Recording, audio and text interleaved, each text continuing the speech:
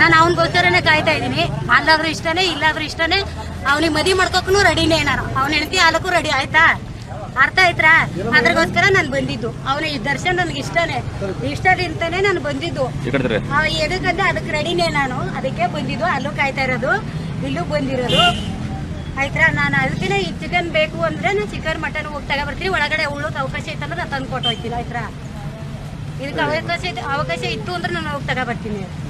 ಊಟಕ್ಕೆಲ್ಲ ತಗೊಬಂದು ಕೊಟ್ಬಿಟ್ಟು family member ಒಂದೇ ಅಲ್ವಾ ಇರೋದು? ಏನ್ ಹೇಳಿ, ಇವಾಗ ಇರ್ಲಿಲ್ಲ, ಹಿಂದಿರ್ಲಿಲ್ಲ.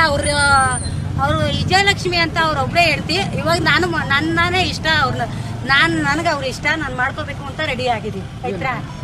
ದರ್ಶನ್ನೇ ನನ್ಗಿಷ್ಟ, ದರ್ಶನ್ ಆಯ್ತಾ. ಇವಾಗ ಹೋಗ್ಲೇಬೇಕು, ಒಳಗೆ ಮಾತಾಡ್ಲೇ ಬರ್ಲೇಬೇಕು. ನೀವು ರಕ್ತ ಸಂಬಂಧ ಆಗ್ಬೇಕು ಅಂತ ನನ್ನ ಇಷ್ಟ, ಕಾಯ್ತಾ ಇದ್ದೀನಿ ನಾನು. ಅದಕ್ಕೋಸ್ಕರನೇ ಪರಪ್ ನಗರಕ್ಕೆ ಹೋಗಿ ಬಂದೆ, ಇಲ್ಲಿ ಬಂದೆ. ನಗದೇನಿಲ್ಲ.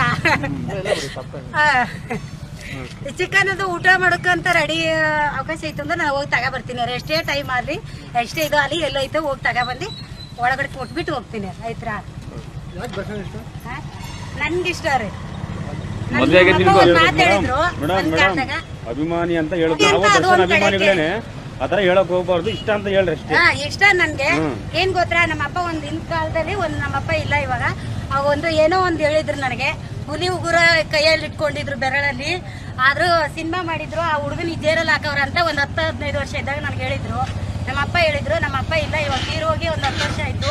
ಅದನ್ನೇ ನೋಡ್ಬೇಕು ಅಂತ ಅಲ್ಲಿ ಹಿಡಿದು ಬಂದಿದ್ದೀನಿ, ಇಲ್ಲಿ ಬಂದಿದ್ದೀನಿ, ಪರಪ್ ನಗರ ಬಂದಿದ್ದೀನಿ. ಇವಾಗನು ಅವ್ರು ನನಗೆ ತುಂಬಾ ಇಷ್ಟ, ನನ್ನ ಪ್ರಾಣನೇ ಅವರು. ಅದನ್ನೇ ನೋಡ್ಬಿಟ್ಟು ಹೋಗ್ಲೇಬೇಕು. ಅಲ್ಲಿ ತನಕ ನಾವು ಹೋಗೋದೇ ಇಲ್ಲ. ಸರಿ ನೋಡ್ಕೊಂಡು ಹೋಗ್ತೀವಿ.